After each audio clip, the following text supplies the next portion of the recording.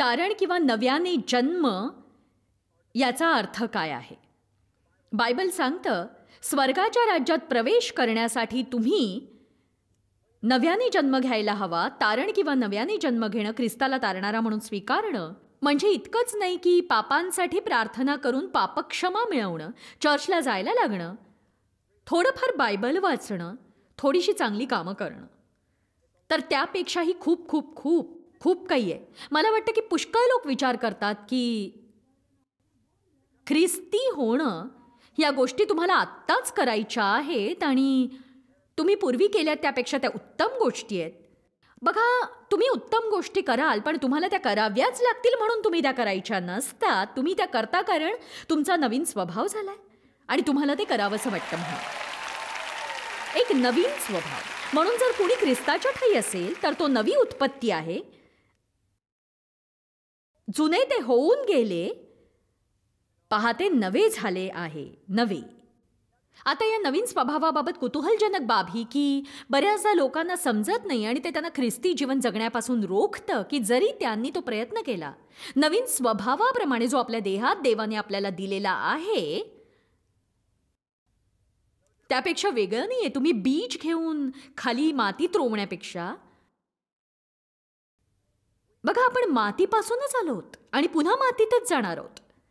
आणि परमेश्वर आणि त्याचा स्वभाव, त्याचा आत्मा आपल्या देहात अगदी मधोमध आहे. तेव्हा तुम्ही म्हणू शकता, जेव्हा तुमचा नव्याने जन्म होतो, तुम्हाला नवीन स्वभाव मिळतो. ही नवी उत्पत्ती आहे, पण हा दुसरा स्वभाव आहे.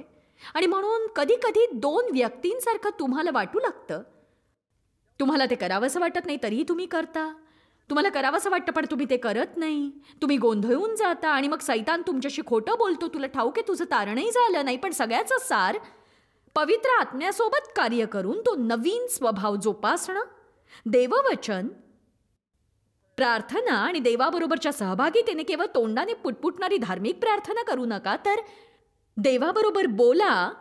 जेव्हा तुम्ही प्रार्थना करता तेव्हा काही विशिष्ट धार्मिक आवाजाची गरज नाही. तुम्ही देवाशी बोला, काहीही आणि सगळं काही. नव्याने जन्म म्हणजे तुमच्या जीवनातील एक छोटासा धार्मिक कप्पा नव्हे जो तुम्ही रविवारी तासाभरासाठी बाहेर काढता आणि पुढच्या रविवारपर्यंत पुन्हा तो कुठेतरी ठेवून देता. जेव्हा तुम्ही खरेपणाने नव्याने जन्म घेता, देवाला तुमच्या संपूर्ण आयुष्यावर आरूढ होऊ देता. आमेन. तुमचं संपूर्ण जीवन. मी एका धार्मिक ख्रिस्ती व्यक्तीसारखी बरीच वर्ष घालवली. माझा नव्याने जन्मही झाला होता. माझ्या पूर्ण अंतःकरणाने मी विश्वासही ठेवत होते. मरण पावले असते तर स्वर्गातही गेले असते, पण माझी साक्ष पुरेशी चांगली नव्हती ज्यामुळे एखाद्यावर सकारात्मक परिणाम होईल आणि मला वाटतं ते त्यांनाही वाटेल. बघा, आम्ही ख्रिस्ताला स्वीकारल्यानंतर आमचंही सेवा कार्य होतं. प्रत्येकात मध्यस्थीच्या प्रार्थनेची आणि पुनर्स्थापनेची मिनिस्ट्री असते आणि ही पुनर्स्थापनेची मिनिस्ट्री आपल्यात मोठ्या प्रमाणात कार्य करते. एक उदाहरण म्हणून जिथे कुठे आपण जातो तिथे, जेव्हा तुमचा नव्याने जन्म होतो, देव तुम्हाला एक नवीन अंतःकरण देतो, त्याचा आत्मा तुमच्यात घालतो, तुम्हाला नवीन मनही प्राप्त होतं. रोमकरास त्याला आत्मिक मन असं म्हणते. पण दुःखाची गोष्ट, तुमच्यात अजूनही दैहिक मन असतं. बायबल सांगतं आपल्याकडे ख्रिस्ताचं मन आहे. तर आता आपण जिथे पूर्वी पाप करून त्याचा आनंद उपभोगत होतो, आपल्याला काही वाटायचं नाही, पण आता आपल्याला नवीन स्वभाव मिळालाय आणि अचानक जेव्हा आपण वाईट काही करतो आपल्याला त्रास होतो. तेव्हा आता आपण काय करतो? आपण या नवीन स्वभावाला जोपासतो आणि पवित्र आत्म्याबरोबर कार्य करतो. नवीन स्वभाव जुन्या स्वभावापेक्षा मजबूत होईपर्यंत आणि त्यात आपण भक्कम राहतो. जुना स्वभाव सोडून देतो. आमेन. म्हणून आपला हा देवाबरोबरचा प्रवास असतो. आपण त्याला देवासोबत चालणं असं म्हणतो. आणि मला हे अचंबित करतं, अनेक वर्ष ख्रिस्ती म्हणून राहिल्यानंतर जेव्हा मी मागे वळून माझ्या प्रवासाकडे बघते, जर तुम्ही आत्ताच नव्याने जन्म झालेले आहात तर तुम्हाला अजून तो प्रवास ठाऊक नाहीये, पण तो निश्चितार्थाने एक प्रवास आहे. आणि बायबल सांगतं, जेव्हा आपण देववचनाचा अभ्यास करतो, परमेश्वर आपल्याला बदलतो, महिमा दर महिमा. परमेश्वर तुमच्या चांगलं कार्य करतो जेव्हा तुम्ही ख्रिस्ताला स्वीकारता आणि तो ते पूर्णत्वास नेऊन संपवेल आणि तुमच्या बाबत ते तो कधीही सोडून देणार नाही जर तुम्ही त्याला सोडलं नाही. मग तुम्हाला हवं आहे त्या ठिकाणी पोहोचाल. तुमचा नव्याने जन्म होतो, तुमच्या आत्म्यात ते बीज तुम्ही प्राप्त करता, तुम्ही गर्भार होता, तुम्ही गर्भवती होता बोलण्यास चांगुलपणाने. पुष्कळशा गर्भवती स्त्रिया सुरुवातीच्या काळात म्हणतात की मी प्रेग्नंट आहे, आणि लोक म्हणतात तू दिसत तर नाहीयेस प्रेग्नंट. असंच असतं जेव्हा तुम्ही नवीन ख्रिस्ती असता. एखाद्याला तुमच्या बाबतीत घडलेली अद्भुत गोष्ट तुम्ही सांगता, पण त्यांना असं वाटतं ठीक आहे, पण तू तारण पावलेली दिसत नाहीयेस, तारण झाल्यासारखी वागत नाहीयेस. जेव्हा तुमचा नव्याने जन्म होतो तेव्हा ती एक अद्भुत अशी गोष्ट असते. तुम्ही केवळ प्रत्येक रविवारी नुसते चर्चला जात नाही, तर तुम्हाला एक नवीन स्वभाव मिळतो. तुम्ही नवी उत्पत्ती बनता. तुमच्यामध्ये परमेश्वर वास करण्यास येतो. तुम्हाला सामर्थ्य उपलब्ध होतं. तुमच्या जीवनातली प्रत्येक गोष्ट बदलू शकते. ज्यामध्ये विजय प्राप्त झाला नाही असं कुठलंच क्षेत्र राहत नाही. महिनाभर गॅरेजमध्ये बसून तुम्ही एक कार होणार नाही, नाही का? तुम्ही चर्चमध्ये जाऊन बसू शकता येशू पुन्हा येईपर्यंत, पण त्यामुळे तुम्ही ख्रिस्ती होत नाही. ख्रिस्ती होण्यासाठी तुम्हाला प्रामाणिकपणे ख्रिस्ताला आपल्या हृदयात स्वीकारावं लागतं. आणि म्हणूनच बायबल सांगतं की तुम्ही तुमच्या अंतःकरणात विश्वास ठेवून येशू प्रभू आहे हे मुखाने कबूल केलं पाहिजे. येशू वधस्तंभावर आपल्यासाठी गेला. देवाचा एकुलता एक पुत्र, प्रत्यक्षात स्वतः देव मानवी देहात आला, पूर्णत्वाचं आयुष्य जगला, त्याच्या शिष्यांना शिकवलं, वधस्तंभावर गेला, आपल्या पापांसाठी मरण पावलं, आपली सर्व शिक्षा, आपली सर्व पापं घेतली, जेणेकरून त्याचवर विश्वास ठेवेल ती प्रत्येक व्यक्ती तिला सार्वकालिक जीवन प्राप्त होईल. आणि मला वाटतं आपल्या मुखाने कबूल करणं हे थोडंसं अधिक आहे केवळ प्रार्थनेपेक्षा. जर तुम्ही विश्वास ठेवला, जर तुमचा खरोखर विश्वास असेल, तर याविषयी गप्प राहणं कुठल्याही पुराव्याशिवाय हे खूप कठीण आहे. म्हणून मी आता जिथे आहात तिथूनच तुम्हाला ख्रिस्ताला स्वीकारायचं आहे त्यांच्यासाठी मी प्रार्थना करते. तुम्ही हा निर्णय घेतला नसेल, तुम्ही कुणाबरोबर पाहुणे म्हणून आला असाल, मी प्रत्यक्षात कशी दिसते हे पाहायला आला असाल, काही असू शकतं, मला नाही माहीत. कशाही प्रकारे देवाने तुम्हाला इथं आणलं असेल ते माझ्यासाठी चांगलंच आहे. मुद्दा असा आहे तुम्ही इथे आहात. आपण मनोरंजनासाठी आलो नाही.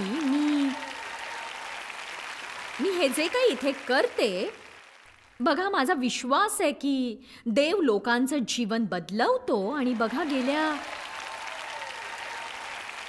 गेले 34 वर्षात मी नाट्यमयरित्या मूलभूतपणे अगदी बदलून गेलेले आहे या शिकवणीने आणि बायबलनुसार चालण्याने. म्हणून जर तुम्ही ख्रिस्ताला स्वीकारलं नसेल, तुम्ही देवाची सेवा करू पाहत असाल आणि ते एक धार्मिक ओझं वाटत असेल आणि तुम्हाला वाटत असेल याचा उपयोग नाही किंवा हे खूप कठीण आहे, मग तुमची पिछेहाट होते. मला विश्वास आहे की जर कोणी एकदा ख्रिस्ताला स्वीकारलं आणि मग त्याच्याकडे दुर्लक्ष करू लागला, तर ज्याने ख्रिस्ताला स्वीकारलं नाही त्यापेक्षा तो दयनीय आहे. कारण जेव्हा तुमचा तसा नवीन स्वभाव नसतो तुम्ही पापाचा आनंद लुटता. पण एकदा तुम्ही नवी उत्पत्ती झाली की तुम्ही पापात रमत नाही. बघा मला विश्वास आहे की बऱ्याचशा गोष्टी प्रत्येक ठिकाणी जिथे आपण जातो आपल्याला आढळतात. आणि मला खात्री आहे तुम्हाला धर्म मिळावा म्हणून येशू मरण पावला नाही. तेव्हा तुमच्या धर्माबद्दल बोलणं थांबवा.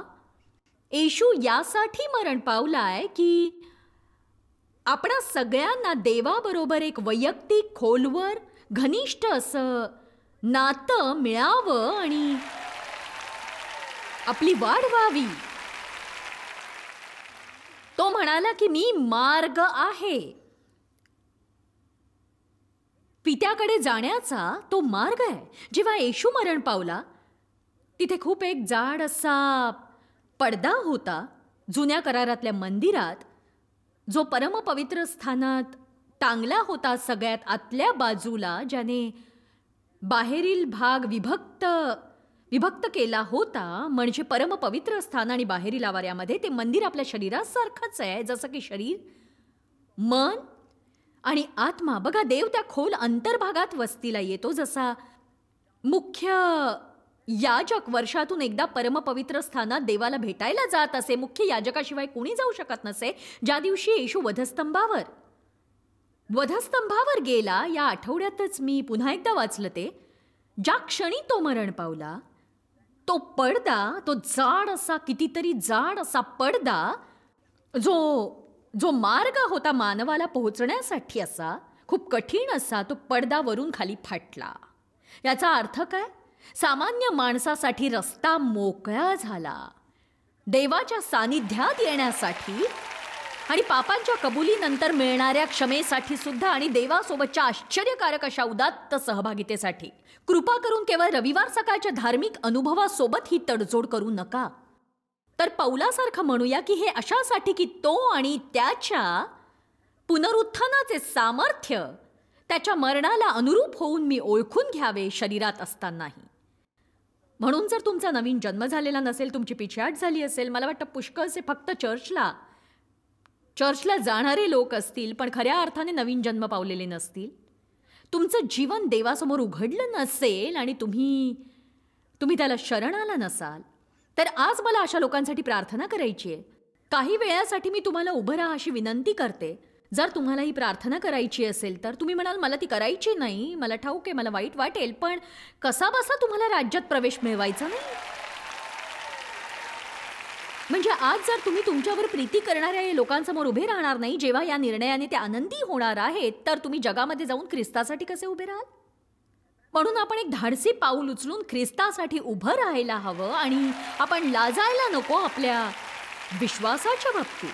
म्हणून आज जर तुम्ही इथे आहात, इथे बाल्कनीत वगैरे कुठेही, अगदी मागच्या बाजूला किंवा आजूबाजूला तुम्ही काही काम करत असाल पण तुम्हाला ऐकू येत असेल माझं बोलणं, जर तुम्ही ख्रिस्ताला तारणारा म्हणून स्वीकारला नसेल तर तुम्ही फक्त म्हणा, जॉयस मला काहीच कळत नाहीये, म्हणजे मला वाटतं माझं तारण झालंय, मला तारण झाल्यासारखं वाटतं, मला खात्री नाही मी स्वर्गात जाईन. हे ठरवून टाका की तुमचं तारण हे तुमच्या कर्मांनी प्राप्त होणार नाहीये. म्हणजे तुम्ही किती वेळा चर्चला गेलात, किती वेळा तुम्ही चर्चला गेलात, मला हवंय तुम्ही चर्चला जावं, पण ते तुम्हाला जावंसं वाटतं म्हणून नव्हे. कारण देवानी ते तुमच्यासाठी जे केलंय त्यासाठी तुमच्या आत्मिक कॅलेंडरवर हजेरी लावायची म्हणून जाऊ नका, तर तुम्हाला वाटतं म्हणून जा. आमेन. तुम्ही ते देववचन आहे म्हणून बायबल वाचा, कारण ते कसं जगावं हे शिकवतंय. देवाला संतोष होईल म्हणून केवळ त्यासाठी तुम्ही वाचू नका. मी हे सगळं केलंय. मी रोज एक अध्याय वाचायचे आणि फार मोठा तीर मारल्यासारखे दिवसभर वावरायचे आणि मग छोटीशी प्रार्थना रोज रात्री करायचे. दुसऱ्या दिवशी उठल्यावर सगळं काही परत तसंच करायचे. चर्चला जायचे, घरी आल्यावर आठवडाभर नवऱ्याशी भांडत राहायचे, चर्चला जायचे, भांडायचे, असंच करायचे. म्हणजे असंच अजून पुष्कळ काही असायचं. नवीन स्वभावामुळे तुमच्याकडे नवीन जीवन उपलब्ध होतं. जर तुम्हाला प्रार्थना करायची आज माझ्यासोबत, तो महत्त्वाचा निर्णय घ्या. जेवढं म्हणून धीट होता येईल तेवढं तुम्ही व्हा आणि माझ्यासोबत उभे राहा आणि प्रार्थना करा. धन्यवाद. आमेन. हालेलुया.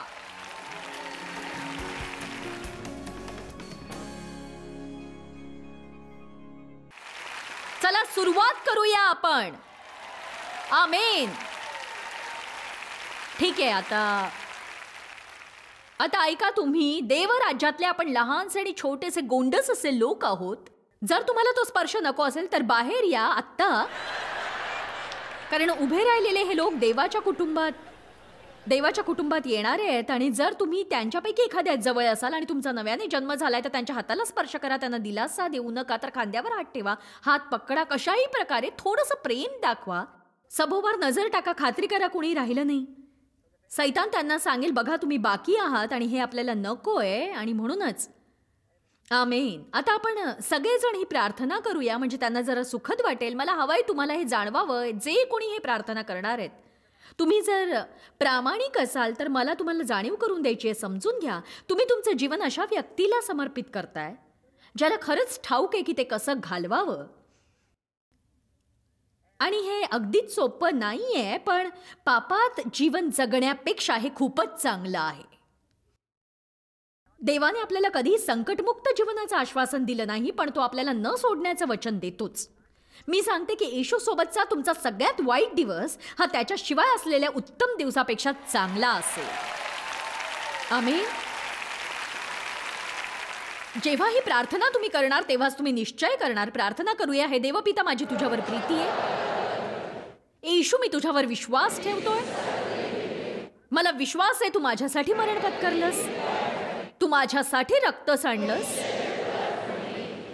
मी पापी असतानाही तू मला क्षमा केलीस. मी माझ्या पापांची क्षमा मागतेय. मी पश्चाताप करतेय. त्या पापी जीवनापासून मी परावृत्त होतेय येशू.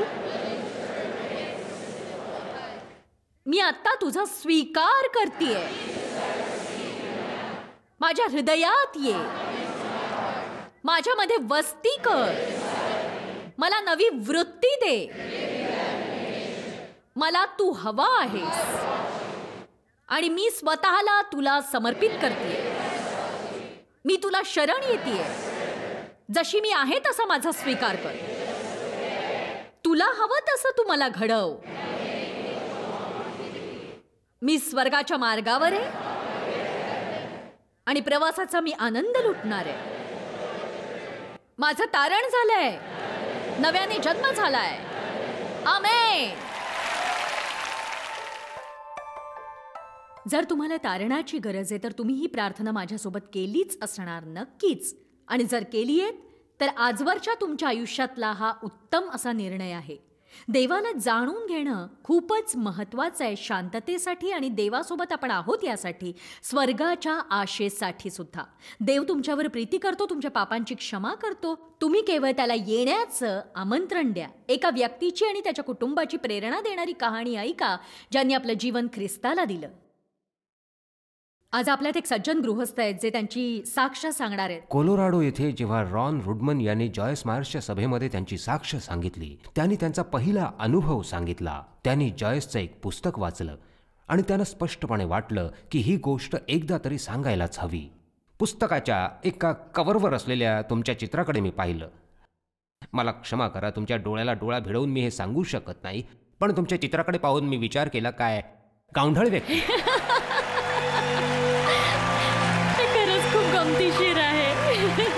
ती काही विशेष अशी वेळ नव्हती. त्या क्षणापर्यंत त्यांच्या आयुष्यात जे जे घडलं होतं त्यामुळे ही गोष्ट खूप नवलपूर्ण झाली आहे. मी मोठा झालो होतो तरुण जीव म्हणून 1960च्या दशकात न्यूयॉर्कसारख्या राजधानीच्या शहरात. सुधारलेल्या जीव समूहामध्ये माझी वाढ झाली आणि माझा जन्म युद्धानंतरच्या पहिल्या पिढीमधला होता, जी अमानुष कत्तलीमधून बचावली होती. वयाच्या 13व्या वर्षी मी महाविद्यालयात नोकरी करत होतो. शब्दांचे अर्थ माहीत नसताना देखील मी तोरहाचा काही भाग पाठ केला होता. कोणीही मला त्यावेळी इंग्रजी भाषांतर दिलं नव्हतं आणि असं सगळं स्वरूप होतं, पण तात्पर्य काही नव्हतं. आणि मला वाटलं की देव कोण आहे हे मला माहीत आहे, पण त्याला शोधण्याचा रस्ता मला माहीत नव्हता. काही काळ मी पूर्वेकडचा धर्म स्वीकारला. मी बौद्ध धर्माप्रमाणे आचरण साधना केली, पण उपयोग झाला नाही. मी अलौकिक साधनेचं आचरण केलं, त्याने माझ्या आयुष्यात काही उन्नती झाली नाही. मी महाविद्यालयात तत्त्वज्ञान शिकलो या विचाराने की मानवी विज्ञानाची माहिती मिळेल मला. ही सगळी माणसं, प्लेटो, ॲरिस्टॉटल, सॉक्रेटिस यांना काहीतरी पायाभूत सत्य सापडलं असावं, ते मला सांगू शकले असते. मी कोण आहे आणि आता मी का जगावं, ही सगळी पोकळ धडपड होती. देवाला शोधण्यातच रॉनने त्याचा सगळा वेळ खर्च केला नाही. 1977 साल संपताना त्याला त्याची मैत्रीण भेटली, मार्था. पुष्कळ असे तरुण ज्याच्याबरोबर मी बाहेर जात असे ते घरात राहत आणि बाहेर त्यांचे रॉक बँड्स असायचे. पण तो एक वेगळ्याच प्रकारचा मनुष्य होता. मला वाटलं होतं कदाचित चांगला देखील. तो दार उघडत असे आणि अशाच काही गोष्टी त्या खरंच चांगल्या होत्या. आणि तो खूप छान होता आणि हुशार देखील. नाही, आमचं जीव पद्धतीचं लग्न नव्हतं. मी एका चर्चमध्ये काम करणाऱ्या विज्ञानाशी निगडीत असलेल्या स्त्रीशी लग्न केलं. हे कसं झालं मला विचारू नका, मी सांगू शकणार नाही. आम्ही जो कायदेशीर लग्न करू शकेल अशा व्यक्तीच्या शोधात होतो. जोडप्याचं बस्तान बसलं. कालांतराने 2 मुलीही झाल्या, बेन आणि क्लेअर नावाच्या. रुडमनचा परिवार सुखी होता, जरी आतमध्ये कुठेतरी टोचणी होती की काहीतरी चुकतंय. 2005 साली माझ्या पत्नीसाठी मी नाताळाचं बक्षीस खरेदी करत होतो. मी एका पुस्तकाच्या दुकानात गेलो, मॉलमधल्या एका भव्य पुस्तकाच्या दुकानात, आणि आम्ही नाताळ साजरा केला. पण तो एक प्रकारचा सुट्टीचा आनंद घेणारा नाताळ होता, आनंदी नाताळासारखा नव्हता. आणि मी तिच्यासाठी एक विशिष्ट पुस्तक शोधत होतो. दुकानात खूप गर्दी होती कारण ते सुट्टीचे दिवस होते. त्यांनी प्रदर्शनासाठी आणखी टेबल्स वाढवली होती कारण त्यांना आणखी पुस्तकं पुष्कळ काही ठेवायचं होतं. म्हणून मी प्रदर्शनाच्या टेबलाजवळ गेलो आणि एक पुस्तक उचललं. जे पुस्तक मी घेतलं होतं ते शेवटचं पुस्तक होतं मी उचललेलं. काही कारणामुळे मी त्याचं मुखपृष्ठ पाहिलं आणि ते होतं Battlefield of the Mind, Joyce मायर्सचं. आणि मुखपृष्ठावरचं जॉयस मायर्सचं चित्र पाहिलं आणि प्रामाणिकपणे वाटलं, काय गावरान आहे, गावंढळ आहे. ही एक ख्रिस्ती स्त्री होती उघडपणे, जी वेगळ्या प्रकारे ख्रिस्ती संदेश देत असे. मी ख्रिस्तींकडे अत्यंत तुच्छतेने पाहायचो. मला वाटायचं की या लोकांचा ठाम विश्वास आहे की तडजोडच करायला हवी त्याच्याशी जे मला युक्तिवादी आणि हेतुवादी वाटतात. आणि ते विश्वासात स्वतः मूर्ख फसवलेले असतात कारण त्यांची सगळी गोष्ट त्यांना खरीच भासते. आणि म्हणून मनातला विचार झटकत मी ते पुस्तक पुन्हा टेबलावर ठेवण्यासाठी निघालो. पण काही कारणास्तव मी ते घेतलं आणि उघडून पाहिलं आणि मी ते मध्यावर उघडलं आणि सुरुवातीचे काही शब्द मी वाचले होते. ते होते, हे पुस्तक तुम्ही उचलण्याचे कारण म्हणजे ज्या देवाने तुम्हाला निर्माण केलं आहे त्याला तुमच्याशी वैयक्तिक नातं दृढ करायचं आहे. आणि मी वाचत राहिलो. मग ते पुस्तक मी विकत घेतलं आणि मी ते घरी आणलं. आणि जेव्हा मी ते घरी आणलं मी ते माझ्या परिवारापासून लपवून ठेवलं कारण मी वाचताना त्यांनी मला पाहावं असं मला वाटलं नाही. एक ख्रिस्ती पुस्तक विकत आणून त्याला मी महत्त्व देतोय असा विचार त्यांनी करू नये असं मला वाटत होतं. आणि मी पुस्तकाचं वाचन चालू ठेवलं आणि जॉयस मायर्स पुस्तकातून विस्तारित बायबलचे उतारे संदर्भासाठी वापरते आणि माझ्याकडे बायबल नव्हतं. म्हणून बाहेर जाऊन मी तशाच प्रकारचं बायबल विकत आणलं आणि ते सुद्धा लपवून ठेवलं. आणि काही आठवडे मी ते वाचतच राहिलो धूर्तपणे. आणि नंतर एका दुपारी मी माझ्या शयनखोलीत गेलो तर माझी पत्नी मार्था पलंगावर पडून बायबल वाचत होती आणि ती काहीशी ओशाळली आणि ती म्हणाली की तू हे बघावंस असं मला वाटत नव्हतं. ती ते माझ्यापासून लपवून ठेवत होती कारण ती म्हणाली की या सगळ्याबाबत तुला काय वाटतं हे मला माहीत आहे. मी तिला विचारलं, तू काय करतेस? ती म्हणाली, मी समजावून सांगू शकत नाही पण गेले काही आठवडे सक्ती केल्यासारखं मला वाटतंय की तळघरात जाऊन माझं जुनं बायबल शोधावं आणि वाचायला सुरुवात करावी. मी बायबल वाचते जेव्हा रॉनला कळलं जॉयस मायर्सचं पुस्तक दाखवायला त्याला सुरक्षित वाटलं.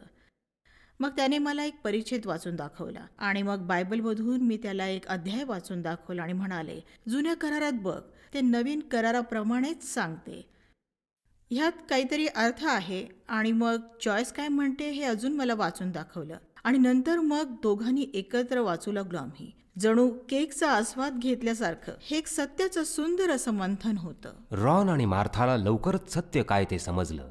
त्यांच्या मुलांना देखील येशूची ओळख करून देणं सोपं झालं. बेन आणि क्लेअरने सुद्धा आपलं अंतःकरण ख्रिस्ताला दिलं. आणि 1 वर्षानंतर जेव्हा रॉन त्या पुस्तकाच्या मांडणीपाशी आला तोपर्यंत संपूर्ण रुडमन परिवाराला येशू ख्रिस्ताची तारणारा म्हणून ओळख झाली होती. त्या दिवशी क्लेअरने सांगितलं, त्याप्रकारे संपूर्ण परिवाराचं तारण होणं ही एक अघटित घटना आहे. पण आमच्यासाठी देव म्हणतो तसं रुडमन चौघांचा एक गट हाच एक योग्य मार्ग आहे. आणि आमच्या परिवाराचं परिवर्तन झालं.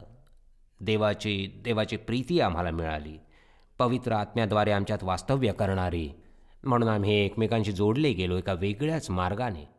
तारण होण्यापूर्वी माझा कशावरही विश्वास नव्हता. जागतिक परिस्थितीच्या बाबतीत सरळपणे सांगू शकेन अशा सलग 2 किंवा 4 ओळीसुद्धा माझ्याकडे नसायच्या. देव तुम्हाला आत्म्याद्वारे स्पष्ट करतो तुम्ही कोण आहात, त्याच्यासाठी तुम्ही कोण आहात. आता सरतेशेवटी मला समजलं की मी कोण आहे. माझ्या पत्नीसाठी मी पती असू शकेन, मुलांसाठी त्यांचा पिता असू शकतो, मालकासाठी त्याचा कामगार असू शकतो. मी तसा झालो ज्यासाठी मी घडवला गेलो होतो तसा मी नव्हतो. मी कोण होतो याची मला खरंच कल्पना नव्हती. मला कळलं की, आणि त्याबद्दल मी देवाचे रोज आभार मानतो. आणि मी माझा परिवार सत्यासंबंधीच्या आशीर्वादाने संपन्न झालो आहोत. एकदा का तुम्हाला सत्य समजलं तर ते तुम्हाला मुक्त करेल, अगदी नक्की मुक्त करेल, पुस्तकात म्हटल्याप्रमाणे.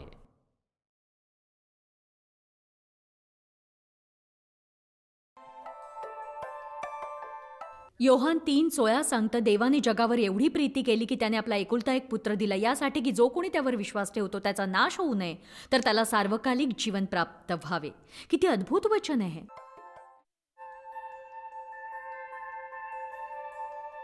आम्ही तुमची प्रशंसा करतो.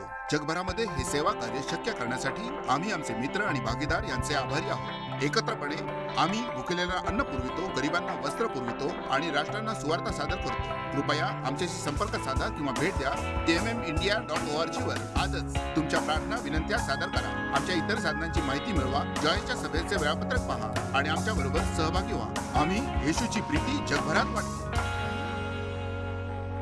दाखवण्यात आलेला कार्यक्रम जॉयस मायर मिनिस्ट्रीचे मित्र व भागीदार यांच्याद्वारे केला आहे.